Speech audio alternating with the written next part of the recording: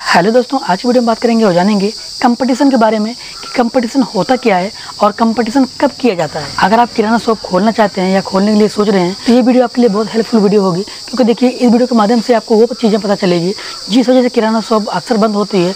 बंद क्यों होती है? क्योंकि देखिए कहीं ना कहीं हम दुकानदार की सबसे बड़ी गलतियाँ होती हैं जो हम दुकानदार उस चीज़ को जान नहीं पाते हैं, उस चीज़ को पहचान नहीं पाते हैं कि कौन सा कस्टमर बेहतर है और कौन सा कस्टमर को देने वाला है और कौन सा कस्टमर लेके जाने वाला है। क्योंकि देखिए अक्सर किराना दुकानें इस वजह से बंद होती हैं। सबसे पहली बात, जब आप किराना दुकान ओपन करते हैं यानी शुरू करते हैं तो आपकी दुकान पर नए से नए कस्टमर आते हैं, नए कस्टमर आपको दुकान से जुड़ने लगते हैं, लेकिन आपको ये चीज़ें नहीं पता होती है कि उसमें से कौन से कस्टमर बेहतर हैं, कौन से लेके जाने वाले हैं और कौन से देके जाने वाले हैं। अब जो लेके जाने वाले कस्टमर होते हैं ना, जो भी सामान आपसे लेते हैं ना, पहला सामान लेते हैं तो पेमेंट तुरंत करेंगे, फिर जब दूसरा सामान लेंगे ना उसका भी पेमेंट करेंगे। यानी कि आपको भरोसा दिलाते हैं। जब आपको भरोसा हो जाता है उन कस्टमर के ऊपर ना, तो आप आँख मूंद के उन कस्टमर को सामान देने लगते हो। और आपको ये चीज़ नहीं पता होती है कि भाई मैं सामान दे रहा हूँ, पता नहीं ये पैसा हमको मिले कि नहीं मिले। आपको शुरू में वो कस्टमर आपको भरोसा दिलाता है, फिर वही कस्टमर क्या करता है, जब आपका जो पेमेंट का पैसा होता है ना, अमाउंट ज़्यादा होगा ना, तो अक्सर क्या होता है कि वो कस्टमर आपको कुछ पैसा देगा और कुछ पैसा आपको रोकेगा। जो आपका पैसा रुकता है ना, जो आपका प्रॉफिट मार्जिन है ना, वो लॉस होने लगती है और आप इस चीज़ को जान नहीं पाते हो।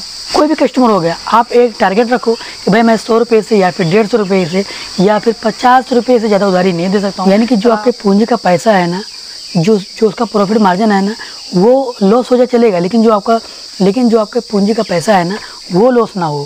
क्योंकि देखिए अगर पूंजी का पैसा का लॉस होगा ना, तो ऑटोमेटिक जो आपकी दुकान है ना वो लॉस होने लगेगी। लास्ट में क्या होगा, कुछ समय बाद ना आपकी दुकान अक्सर इसी वजह से बंद होती है, उधारी को जैसे। अगर आप इसी अदा करते हैं ना तो लॉस आपको होता है, दिक्कतें आपको होंगी, है ना।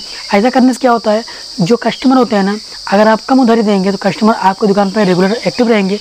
अगर आप उधार देंगे ना, तो उधारी की वजह से ना कुछ कस्टमर ऐसे होते हैं ना, अगर भाई उन कस्टमर को अगर आप टॉर्चर करोगे पेमेंट को लेके ना, तो कुछ कस्टमर ऐसे भी होते हैं ना कि इस वजह से आपकी दुकान छोड़ते हैं, है ना। तो इस चीज़ से बच के रहिएगा।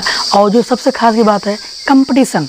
अगर आप किराना दुकान किए हो ना, तो आपके अंदर कंपटीशन जरूर होनी चाहिए। और कंपटीशन कैसे हो आपके अंदर आएगी और कंपटीशन आप कैसे कर पाएंगे, इस चीज़ को आप अपने दिमाग में रखिएगा कि आप कंपटीशन कैसे कर सकते हैं। सबसे पहली बात, जब आप किराना शॉप ओपन करते हैं, तो जब दुकान आप शुरू करते हैं ना, तो आपके अंदर ये चीज़ें तो आती नहीं है कंपटीशन, क्योंकि आप कर भी नहीं पाओगे। शुरू में क्या होता है, आप दुकान किए हो तो लरी दो लरी, है ना, 1 दर्जन 2 दर्जन इस तरह से आप सामान लाते हैं, थोड़ा सा आप सामान लाते हैं। अब आप लेते हैं होलसेलर से, तो होलसेलर का जो कमीशन होता है, यानी कि जो उसका पैसा होता है ना, वो अपना हिस्सा पैसा लेता है। यानी कि होलसेलर का जो प्रॉफिट मार्जिन होता है वो तो अपना लेगा ही, है ना।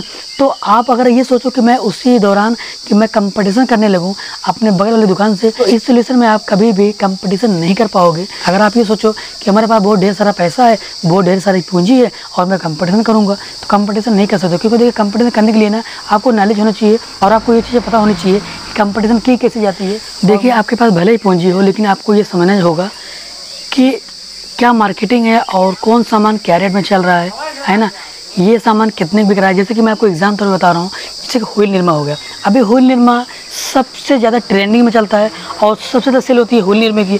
अब व्हील निरमा में बड़े दुकानदार कंपटीशन कर सकते हैं, क्योंकि उनको वो चीज़ पता है और वो चीज़ वो डायरेक्ट लेते हैं। जैसे हिंदुस्तान लीवर से लेते हैं वो लोग। अभी हम छोटे दुकानदार क्या करते हैं, होलसेलर से लेंगे, तो जो होलसेलर का पैसा होता है, जो उनका प्रॉफिट मार्जिन होता है, वो तो अपना लेंगे। तो आप कंपटीशन किस स्थिति में कर सकते हो, तो आप कंपटीशन किस स्थिति में करोगे, जब आपको ये चीज़ें पता होगी और ये चीज़ नॉलेज होगा कि ये सामान इतने का आता है, हमें ये चीज़ें इतनी पड़ती है। जैसे कि व्हील निरमा हो गया। अभी व्हील निरमा अगर आप हिंदुस्तान लीवर से लोगे ना, तो आपको 1545 रुपये की एक कट्टा पड़ता है। अगर आप हिंदुस्तान लीवर से लेते हो तो अब उसमें क्वांटिटी पे वो डिपेंड होता है, आप कितनी क्वांटिटी माल लेते हैं। जितने क्वांटिटी पे आप माल लेंगे ना, उसी हिसाब से आपका रेट लगता है। जैसे कि अभी आप 2 कट्टा 3 कट्टा लेते हैं ना, तो 1545 का एक कट्टा पड़ता है 1 kg वाला व्हील निरमा। तो आपको कितने पड़ता है, 61 रुपये का, और मार्केट में उसकी बिक्री रेट है 70 रुपये। अगर आप इसी व्हील निरमा को होलसेलर से लेंगे ना, तो आपको एक कट्टा पड़ेगा 1555 रुपये का। यानी काफ़ी ज़्यादा डिफरेंस होता है हिंदुस्तान लीवर से आपको प्रोडक्ट लेने पर और होलसेलर से प्रोडक्ट लेने पर। क्योंकि देखिए अगर आप हिंदुस्तान लीवर से सामान लेंगे ना, डाट लेंगे ना, तो आपको ज़्यादा प्रॉफिट होगा, ज़्यादा मार्जिन होगा। अगर आप क्वांटिटी भी ज़्यादा लेंगे ना, तो जो उसका रेट होता है ना, आपको काफ़ी सस्ता पड़ेगा, है ना। चाहे वो व्हील निरमा हो गया या फिर अदरवाइज कोई भी प्रोडक्ट हो गया, जब आप क्वांटिटी भी लेंगे और डाट लेंगे ना, तब आपको प्रॉफिट दिखेगा और तब आप कंपटीशन कर पाएंगे।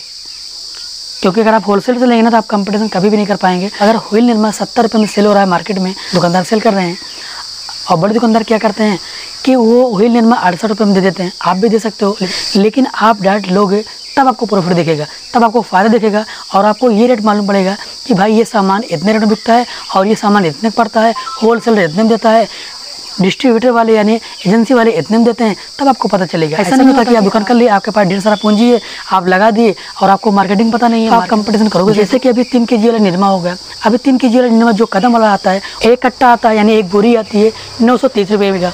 अब एक बोरी के अंदर 10 झोला होता है ना। अब उसके साथ में एक आपको बड़ा सा टब मिलता है, आप चाहे आप टब लीजिए या फिर उसके बदले आप एक झोला ले सकते हैं। यानी कि आपको एक झोला पड़ता है 84 रुपये 54 पैसे में, पर आपको 2 किलो का निरमा आपको स्कीम पे मिलता है, यानी कि आपको काफ़ी ज़्यादा सस्ता पड़ता है। अब चाहे आप 100 रुपये में सेल कीजिए, जैसे कि 100 रुपये में तो आम है, कस्टमर कहीं भी ले सकता है 100 रुपये में, क्योंकि उसको भी पता है कि 3 kg वाला निरमा 100 रुपये में मिलता है भाई, तो कहीं भी ले लेगा। अगर आप उसी निरमा को अगर आप 95 रुपये में सेल करेंगे ना, तो जो कस्टमर होते हैं ना, कस्टमर आपकी दुकान पर आएंगे क्योंकि 5 रुपये सस्ता आप दे रहे हैं। और आपको फ़ायदा कितना हो रहा है, यानी कि अगर आप 95 रुपये में सेल करेंगे ना 3 kg निरमा झोला वाला, तो आपको पता है स्कीम वगैरह लेके ना आपको 215 रुपये फ़ायदा होगा एक कट्टे पर। तो आपके अंदर ये चीज़ खाने वाला जो जीरा होता है ना, लोग देते हैं 20 रुपये में। अब बड़े दुकानदार क्या करते हैं, वो देते हैं 18 रुपये में, क्योंकि उनको 14 रुपये में पड़ता है, उनको 4 रुपये का मार्जिन होता है एक पैकेट सेल करने पर, है ना। तो इसी तरह से किराना दुकान में बहुत सारे ऐसे आइटम है ना, क्योंकि अगर मैं विस्तार से बताऊंगा ना तो वीडियो लंबी हो जाएगी, इसलिए किराना दुकान में बहुत सारे ऐसे आइटम है, बहुत सारे ऐसे सामान है ना कि काफ़ी अच्छा प्रॉफिट होता है। लेकिन प्रॉफिट के साथ में अगर आपके अंदर कंपटीशन नहीं है ना, तो आप अपनी दुकान को कभी नहीं चला सकते हो, कस्टमर कभी भी नहीं बना सकते हो। तो आपके अंदर कंपटीशन होनी चाहिए और कंपटीशन पे ही दुकान चलती है। तो आशा करते हैं मेरी बताई हुई जानकारी से आप सहमत होंगे। अगर आपका कोई सवाल है तो आप बेझिझक पूछ सकते हैं। आज की वीडियो यहीं तक, फिर मिलेंगे एक नई वीडियो के साथ।